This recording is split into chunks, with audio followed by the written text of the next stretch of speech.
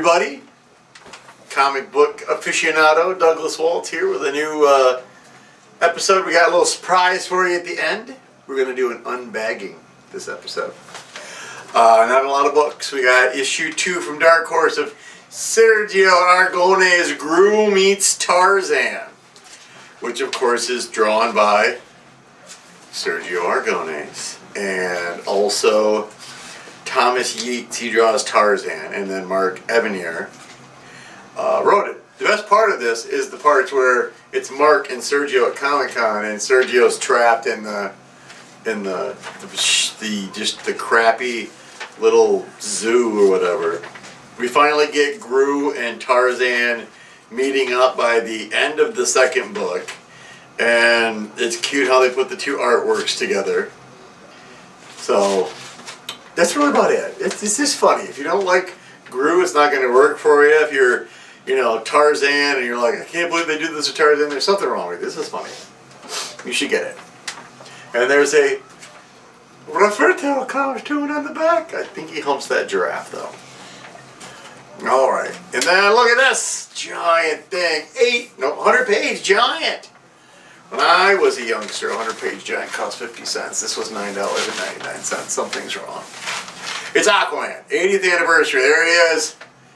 Bearded Aquaman with Seahorse. It's classic Justice League right there. There are so many stories. We are not going to go over all of them. There are 1, 2, 3, 4, 5, 6, 7, 8, 9, 10, 11. 11. So we're not going to touch on a lot of those. We are going to touch on The Rhine Maidens, however, by Marguerite Bennett as the writer and Trong Lee Huynh as the artist. Because all the rest are like, here's Aquaman. Oh, side note, they did use the camouflage suit for all of you who remember back in the day, the blue and white watery ocean suit, that god-awful Aquaman suit. There's a story in here with that, where he meets up with Arion, the Lord of Atlantis.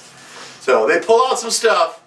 My favorite one, though, is the one I mentioned, The Rhine Maidens, where he comes to lift the curse for the Rhine Maidens, and the artwork is just so pretty.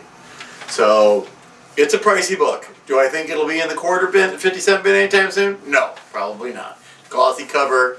I do like that they, unlike Marvel, use the matte finish paper. Marvel's against the matte finish paper. Let's see what's next. Oh, I don't want to do that one yet. Let's see what's next. Origins! They always do 2. This is number 3. Origins are the Hulk and Venom. Written by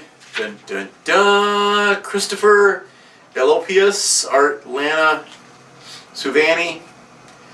It's Venom and the Hulk. Do you really need me to go over the origin stories of Venom and the Hulk? There you go. Venom and the Hulk, boys and girls. I get that one for the granddaughters. They love those things. Alright, Sonic the Hedgehog. Look at that. This is number 43. We have stories by Ian Flynn.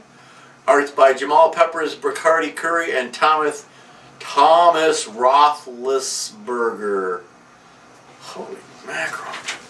So, anyways, they're fighting the Deadly Six. And Sonic is pretty much fighting the Deadly Six by himself. At one point, Whisper helps. I do love Whisper. Tangle's there. She helps a little bit. Tails shows up and throws him some curveballs. But then you forget what a smart aleck Sonic the Hedgehog is. Because he's beating up Sonic the Hedgehog and the leader of the Deadly Six. And he goes, "You are indeed a mighty warrior, the most challenging foe you've ever faced, but challenges are meant to be overcome." This is Sonic's response to that. I laughed out loud and had to stop. "You're bitter your poetry circle didn't like your stuff. I get it. Can we just jump to the part where you actually do something? Just some trash talk." So, it's a good issue. Just start straight up fight. We finally find out that Dr. Starline, who I, as a character, do not like at all. Kidnap Belle, the little marionette that Dr. Robotnik made back when he was just Tinkerer. So we'll see how that goes. The other interesting thing is, and you have to know this cover by Nathalie Fourdrain is all the hands of the Six. And here's Sonic going like this, sticking out his tongue. Okay, everybody in the world knows what this means. But to use a different finger. You never use this finger, which is the finger he used. You use this finger, and it's exactly what you think it means. So that's what Sonic did in this cover. Wish I didn't know that was going to be a cover. I'd have got it. Alright, last one. New Mutants number 21. We're back to that Bill Sienkiewicz artist person again. I do believe that the writer stays consistent, which is kind of nice. Vita Ayala, and then Rod Rice is the artist. The problem with this is that there's a crossover going on, and I only buy New Mutants. So they keep doing, meanwhile in this, meanwhile in this. They're on the moon cleaning up. The Brood show up, and they're a bad Brood. They had a thing with the Brood where they get along. There's questioning about whether or not you would resurrect a clone. Even if it's a mutant. Rain Sinclair, our little wolfsbane, may have been mind controlled by Farouk. No kidding. And killed a mutant, but they brought him back. You can't kill a mutant anymore. Everyone's like, it's time to take care of Farouk. Really? Really? Although this is a great picture of him. He's not a good man. They're giving all mutants a second chance. It should have been everybody except for Farouk. For those of you out there who know better, this fella had a psychic battle with Charles Xavier back in the day, and is legitimately the reason Charles was in a wheelchair. So, boo. Anyways, it's a good book. I still watch it. Alright, special unboxing. There's a thing called Astronomicon. No, I did not go.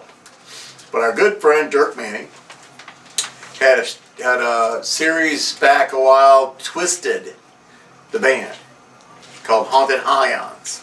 Well, he's doing a sequel called Haunted Highons, The Curse of the Green Door. And these were grab bags at Astronomicon, and he had some left. So he sent this to me. So we're going to open it. To be fair, I've opened it and read the comic book. We'll talk about that when we're done. So I like that everything was zip-locked. That's my favorite thing. So let's see. So we've got a lovely lithograph with voodoo and stuff going on. Ooh, the voodoo. Put that there for now.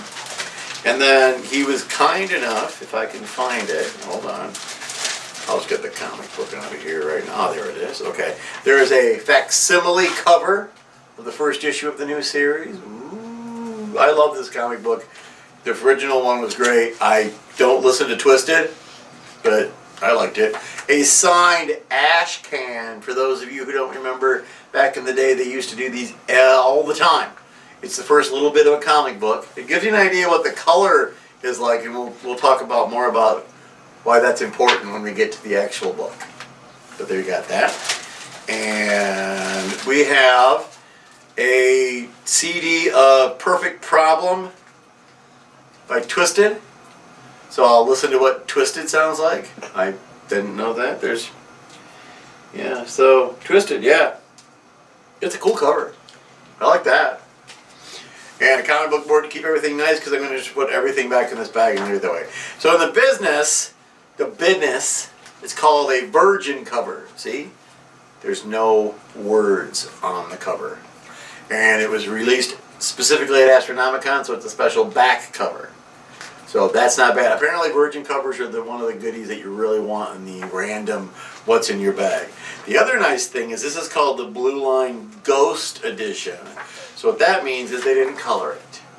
It still has the Blue Line sketches, stuff like that. The boys have been summoned to New Orleans to help with the Green Book. Was it the Green Book? I'm terrible at titles. I know it's called Haunted Highons. The Curse of the Green Book. Okay, so what was the Green Book? It's about using voodoo magic to make things better for people. And Madam, the voodoo priestess, wants the Twisted Boys to help them. And there are bad things going on with zombies. And these are voodoo zombies. So, as always, Mr. Manning, great job. Good book. I like it. It's Twisted helped create it. It's written by Dirk Manning, though. Pencils and inks by Mariana Pescosta. And she does a great job. Colors are, we may want to mention colors since this is black and white, but the colors are coming. Alessandro di Fornassari. And then we'll even say it, what the heck, edited by Drina Joe. So, but it's called the book 1. I am probably going to get a regular issue of book 1 as well, so I can have all 4 of them in my comic book box as opposed to this one where it's just going to go back in the bag. We're going to open up that Twisted CD. I'll let you know what I think. I don't know. I assumed it was all just like ICP. I have no idea. I don't know what Twisted is like. I've never heard it. I liked the guys that were the Axe guys in the last Haunted Ion set. That was my favorite part as far as bands go. So we'll listen to it. I will post something on the blog or something. I'll let you know. So that's all the books. Oh, and we get a lovely. I hope that this was going to be a glow in the dark. So there I am standing like an idiot in the bathroom holding this up to the light. It's not glow in the dark. That would have been cool, though, right? So not a lot of books next week either. I think there are only going to be 5. This week there were only 5. So a couple of short weeks never hurts. Saves me some money. Fiona, Sophie, you did not come over. You'll come over tomorrow for Camera Person Dandy's birthday. We will eat lasagna and have cake. So we'll see you all next week. Go buy a comic book. I'll talk to you tomorrow. No, I'm sorry. I'll talk to you next week.